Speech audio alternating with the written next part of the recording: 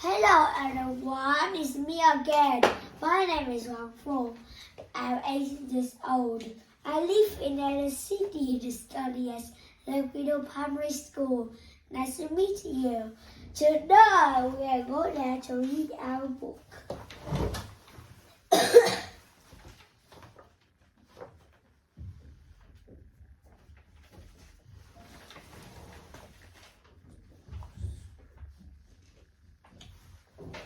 Here, let's read this.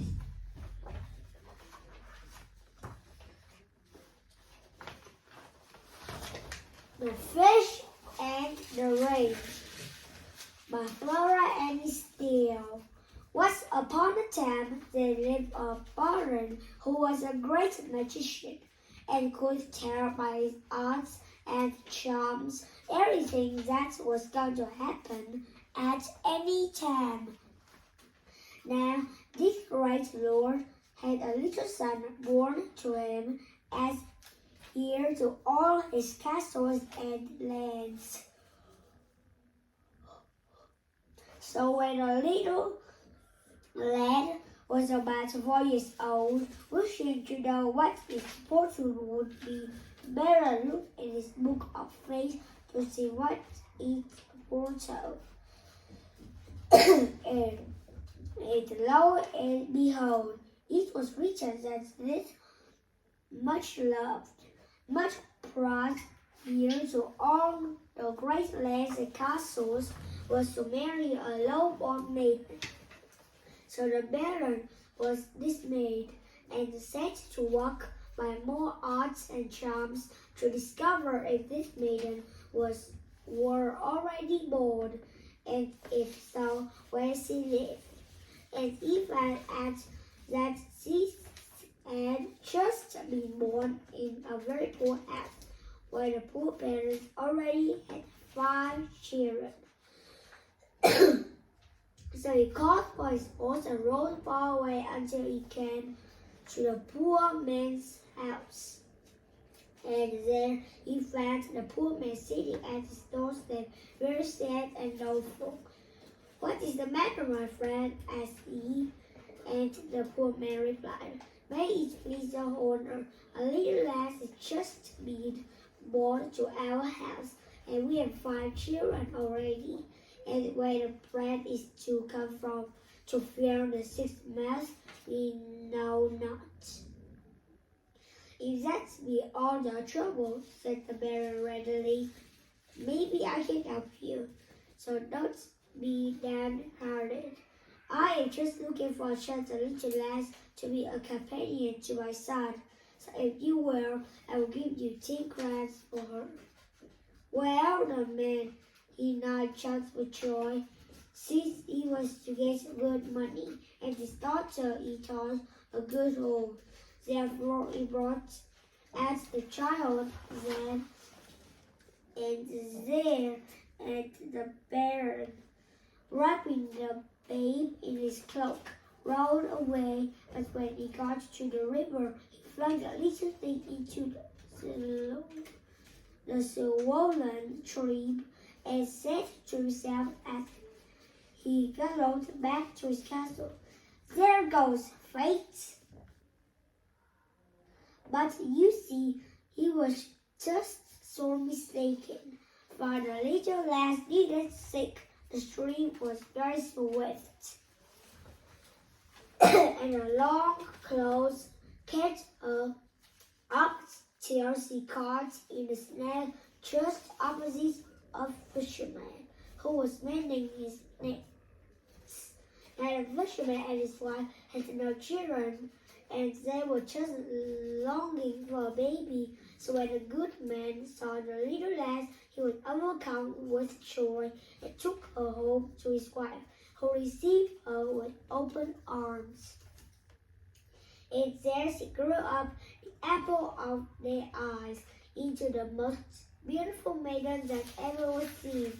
Now, when she was about 15 years of age, it so happened that the baron and his friends went hunting along the banks of the river and stopped to get rid of water as a fisherman's hut. As soon to bring the water as much as they thought, the fisherman's daughter, young man, was partying. Noticed the beauty, and one of them said to the Baron, "She should marry well. Read us a fate. She still as so learned in the art." Then the Baron, scarce looking at her and carelessly, "I will guess a fate, some wretch, joker or other. But to please you, I will cast a horoscope by the stars. So tell me, Tom, what day you were born?" "That I cannot tell, sir," replied the girl, "for I was picked up in a river about 15 years ago."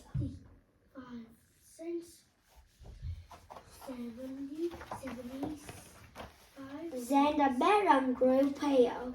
He guessed at once that she was the little lass he had flung into the stream, and that fate had been stronger than he was. But he kept his own counsel and said nothing at the time. Afterwards, however, he thought out a plan. He rode back and gave the girl a letter. "See you," he said. I will make your fortune. Take this letter to my brother, who needs a good girl, and you will be settled for life." The fisherman and his wife were growing old and needed help, so the girl said she would go and took the letter. And the Baron rode back to his castle, saying to himself once more, "There goes fate." But what he had written in the letter was that, "Dear brother, take the bearer and put her to death immediately."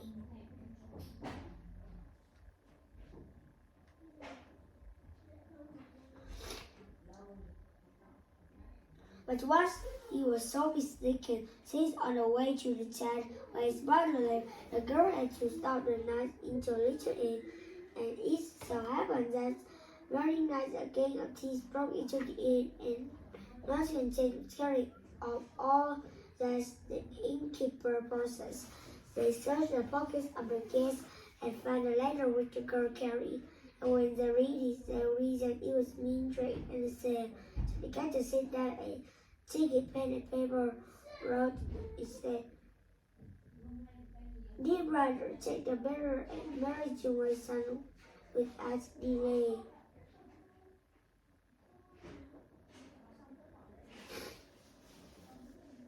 Then, after putting the note into an envelope and sealing it up, they gave it to the girl and bade her go on her way. So when she arrived at her brother's castle, to her rather surprised, he gave orders for a wedding feast to be prepared, and the Baron's son, who was staying with his uncle, seeing the girl's great beauty, was not unwilling.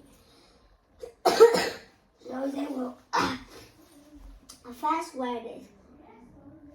Well, when the news was brought to the Baron, he was beside himself, but he was determined not to be outdone by fate.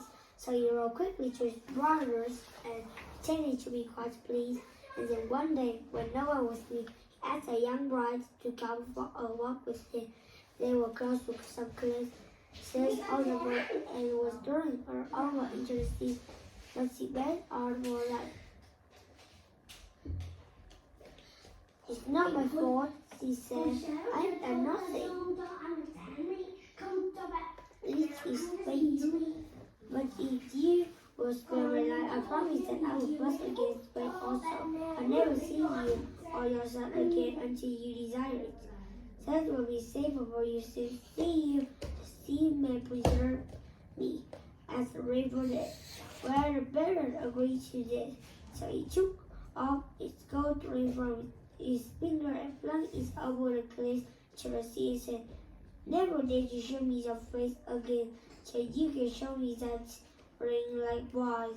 And with that little girl where the girl wandered on, and she wandered on until she came to a nobleman's castle, and there, as they needed a kitchen girl, she took work. Now one day she was cleaning a big fish. She looked out of the kitchen window who should be seen arriving up to dinner was the Baron and his young son, her husband. But he thought that to keep a promise, she must run away. Afterwards, I remembered they would not see her in the kitchen, so she went on with cleaning up that big fish. Lo and behold, she saw something shine in its inside, and there sure enough was the Baron's ring. She was glad enough to see it. I can tell you that sleep is on her tongue, but she went on with her work and raised the fish as nicely as ever she could. And sure it's up as pretty as maybe was past the source and butter.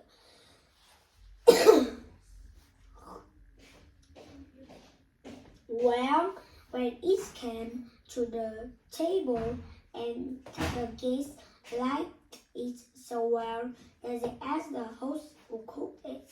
He called to his servants, set up the cook who cooked that fine fish that she made his early reward. Well, when the girl yet she wanted, she made herself ready with the gold ring on the table, went boldly into the dining room. All guests went inside. They saw her was struck dumb by wonderful beauty, and the young husband studied up gladly, but the Baron, recognizing her, turned out angry and looked as if he would kill her. So with that one word, got held up her hand before his face. The gold ring shone and glittered on it. She went straight up to the Baron and laid her hand with the ring on it before him on the table. The Baron understood that breaking into strong oil. So he took her by the hand, and placing her beside him, something began to say, "Lady innocent wife, let us drink a toast in her honor." After dinner, he took her and his son home to his castle.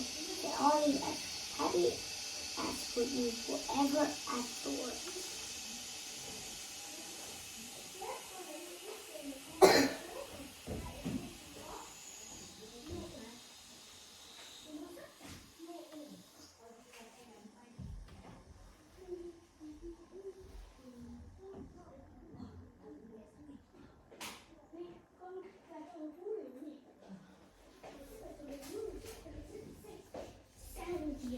Mẹ ơi, xong rồi. Tí con uống thêm thuốc bắc vào nha. Để thấy con ngọt hơn nhiều. Goodbye.